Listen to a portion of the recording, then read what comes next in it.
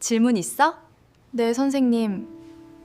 질문 있습니다. What is the difference between these two sentences? The one sentence is informal and another is formal. We have learned how to make formal sentences in the last videos. Go and watch first.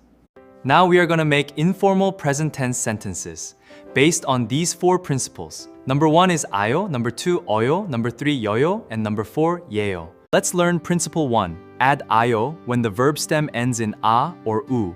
It is very simple and easy. Let's practice together. The verb 살다 means to live. It ends in 아, so we add 아요. It becomes 살라요. Just add a subject, object, and verb. Then conjugate with 아요. For example, I live in my house. 저는 집에 살아요. 친구 만나러 가요 means I'm going to meet my friend. This is a informal Korean present tense. As you can see, informal sentences are also informal, such as here. The dictionary form of verb 가다 is converted into 가요. Or let's see another informal sentence. 저는 한국어를 공부해요 means I study Korean. Have you noticed that the verb conjugation of informal sentences is confusing a little bit? But don't worry. I will explain all this with different tricks. 아요 is added when the stem ends in a consonant. 앉다, 받다, 살다. After removing 다, it becomes 앉, 살, ending at consonant.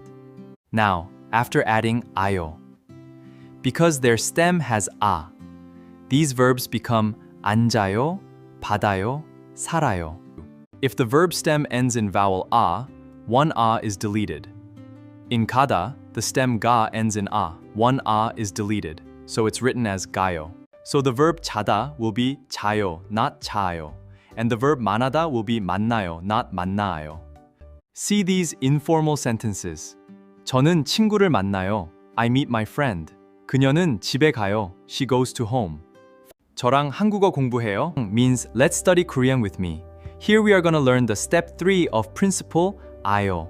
If the verb stem ends in a vowel, contractions occur. 오다 plus 아요 equals 와요. 보다 plus 아요 is 봐요.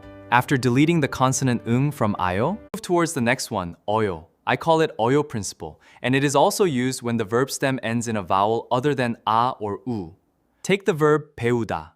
Remove 다, and you're left with the vowel 우. Since it's not 아 or 우, we add 어요. The consonant 이응 drops, and the vowels merge, combine to form 워. It becomes 매워요. If the stem ends in 에, 오, or 야오, 어 is deleted. So 보내다 becomes 보내요.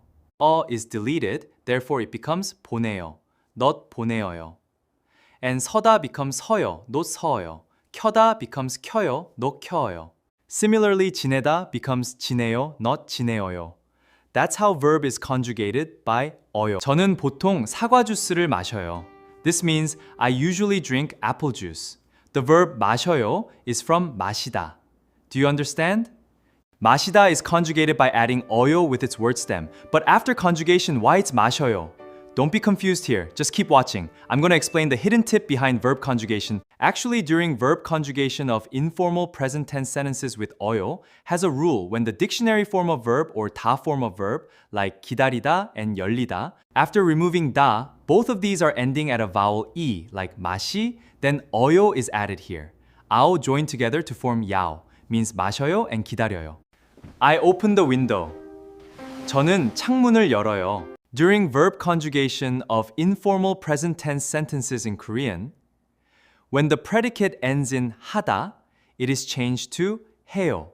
Originally, 여요 was added to 하 to form 하여요, but 하여요 is now shortened to 해요. That's why verb 말하다 is conjugated to 말해요 and 공부하다 to 공부해요. Last part of the verb conjugation of informal present tense sentences in Korean, so don't skip and watch with focus. Here, verb is conjugated by adding 예요 or 이예요 with word stem. Both of these 예요 and 이예요 comes from 이다. Here, 이다 means to be. So if 다 form of verb has word stem ending a vowel, 예요 is added. It basically doesn't conjugate the verb. It is attached with a noun. Like 간호사 is a noun, a vowel will be 간호사예요. And 이예요 is added when word stem ends in a consonant. Like 학생 is ending at a consonant, so it will be 학생이에요. Now can I say, 저는 한국어 학생이에요. Now it's your turn, make your own sentence.